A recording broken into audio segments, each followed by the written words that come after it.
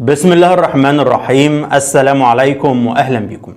في الفيديو ده هنتكلم عن صفقات النادي الاهلي القادمة في الميركاتو الصيفي استعدادا لبطولتي الانتركونتيننتال العالمية والسوبر المصري. هركز على تفاصيل مهمة جدا بخصوص الملف ده، ولكن قبل ما نبدأ ما تنساش تعمل لايك وشير ومتابعة عشان يوصل لك كل فيديوهاتنا.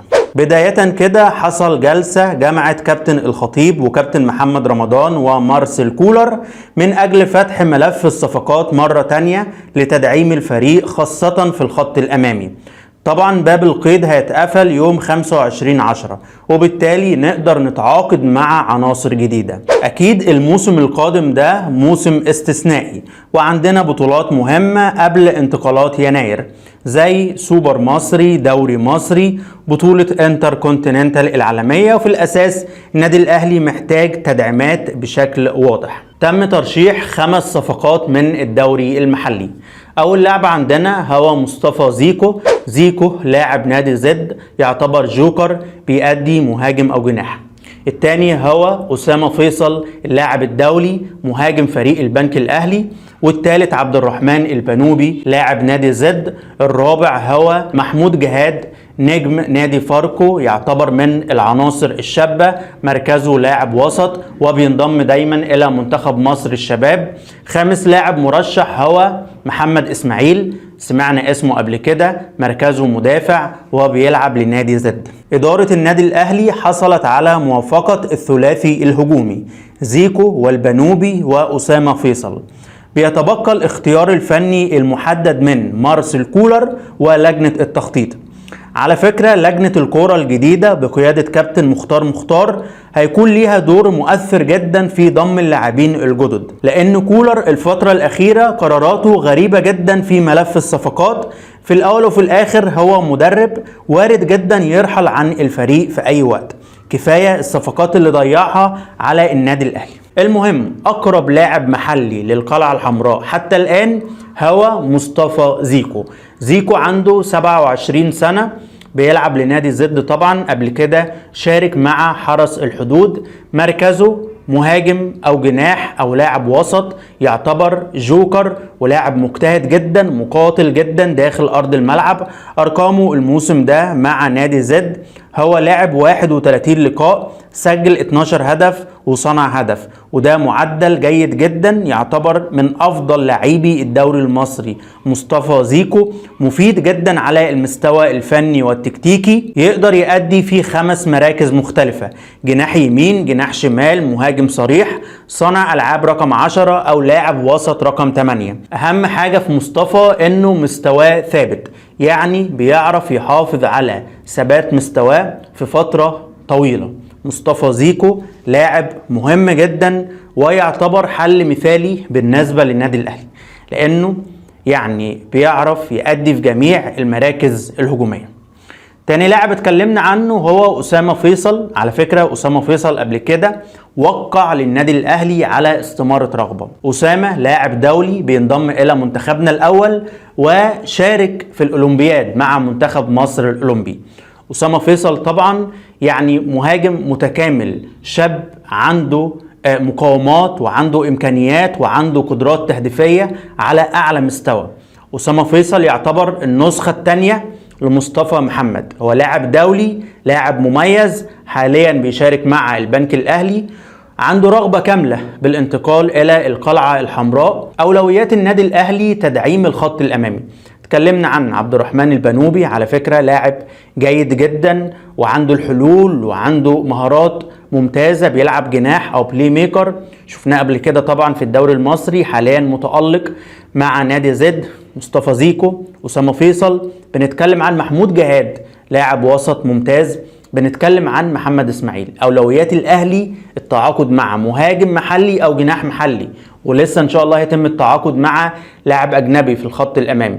ولكن ممكن جدا نشوف محمد إسماعيل في النادي الأهلي، مدافع صخرة وعنده مقاومات جيدة في الخط الخلفي. ممكن نشوف محمود جهاد لاعب مستقبل، يعني بيلعب 6 أو 8 ودايما بينضم إلى منتخب مصر الشباب. فكل شيء وارد، وأنا دايما بقى إن شاء الله هتابع معاك الأخبار أول بأول بالنسبة للصفقات والميركاتو. طيب دلوقتي ننتقل الى اللاعبين الاجانب المرشحين للنادي الاهلي في الخط الامامي. اول لاعب عندنا هو فيلي تراوري، لاعب فريق مازيمبي الكونغولي. تراوري عنده 23 سنة، جنسيته مالي. ارقامه الموسم السابق شارك فيه 36 مباراة، سجل 25 هدف وصنع 8. مهاجم قوي جدا وشرس، بيقدر يأدي جناح يمين او جناح شمال او مهاجم رقم 9. عنده قدرات هجومية تهديفية على اعلى مستوى، يقدر يضيف للنادي الاهلي، بيمتلك خبرة افريقية جيدة. تاني لاعب على الرادار هو يان ماتيوس البرازيلي. ماتيوس عنده 26 سنة، مركزه جناح أو مهاجم، بيلعب لفريق يوكوهاما الياباني. طوله 175 سنتي، والقيمة التسويقية 1.5 مليون يورو. أرقام ماتيوس الموسم السابق: لعب 45 لقاء، سجل 10 أهداف وصنع 14. أما عن إحصائياته الكلية خلال مشواره الكروي، شارك في 199 مباراة، سجل 35 هدف وصنع 43. طبعا يان ماتيوس في الأساس جناح، بيلعب جناح يمين ولكن بيقدر يأدي مهاجم.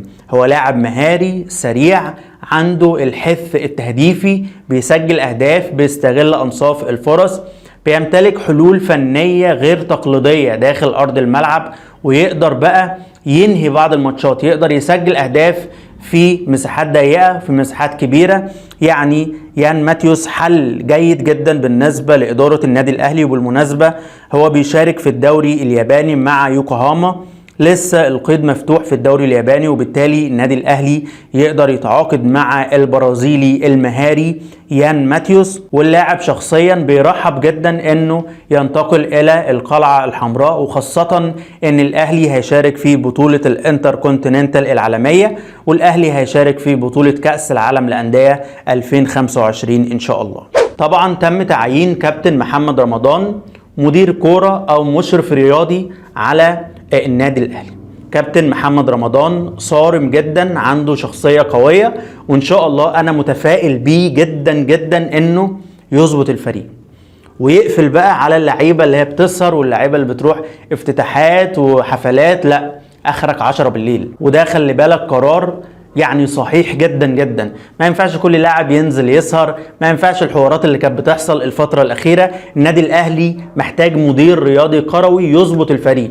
كابتن محمد رمضان طبعا اتناقش مع مارسيل كولر على ضم بعض الصفقات وبعض التدعيمات. اتكلمنا عن اللاعبين المرشحين بشكل كبير. يعني ان شاء الله النادي الأهلي هيتعاقد مع مهاجم أجنبي وجناح محلي، ممكن يتم التعاقد مع مدافع. اسمع مني، الميركاتو لسه مكمل، اخرنا 25 اكتوبر.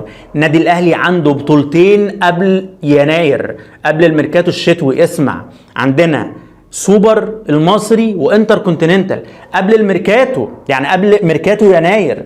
وبالتالي انت لو ما تعاقدتش مع صفقات هتدخل البطولات دي بالسكواد ده مع كامل احترامي لكل اللعيبه، ولكن احنا محتاجين لعيبه ومحتاجين صفقات ومحتاجين تدعيمات.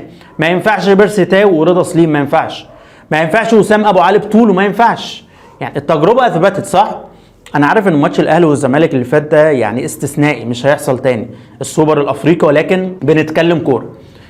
لازم نحضر نفسنا، مش نسيب كل حاجه للصدفه. لا، ما هو ممكن وسام ابو علي ده يتصاب، لا قدر الله لا قدر الله. انا بتكلم كوره برضه واقعي، انت فاهم؟ ما ممكن بيرسي تاو ده يكون خارج الفورمه، ورضا سليم دايما خارج الفورمه، كهربا دايما برضه، انت فاهم؟ يعني كهربا بيقضي ايامه مع النادي الاهلي، امام عاشور زي ما انت شايف يعني.